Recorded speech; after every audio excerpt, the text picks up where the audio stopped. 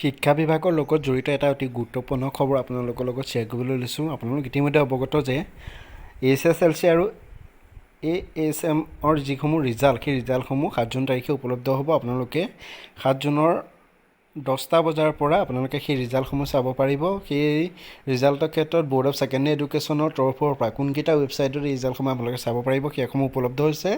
সেইকেইটা হৈছে সৰ্বমুঠ 14টা ৱেবছাইট আছে। সেই ৱেবছাইটকেইটাৰ ভিতৰত results.sebaonline.org, resultassam.nic.in, www.indiaresults.com, www.results.shiksha, www.assam.shiksha, www.assamonline.in, exametc.com, www.school9.com, assamjobalerts.com, assamresult.in, anycareer.com, jagoranjos.com, vidyavision.com এইবোৰ চাব। বিশেষকৈ আপোনালোকে sebaonline.org আৰু resultassam.nic.in এই ৱেবছাইট দুটাত আপোনালোকৰ ছাৰ্ভাৰটো বৰ বেছি খেলিমেলি নকৰে, কাৰণ সেইদিনা সকলো ৰিজাল্টসমূহ চাব আৰু আপোনালোকে ৰাতিপুৱা 10 বজাৰ পৰা সেই ৰিজাল্টসমূহ চাব পাৰিব। আপোনালোকৰ ৰোল নাম্বাৰটো বহুৱাই পেলাই এই গুৰুত্বপূৰ্ণ খবৰটো আপোনালোকৰ শ্বেয়াৰ কৰিলোঁ। ধন্যবাদ।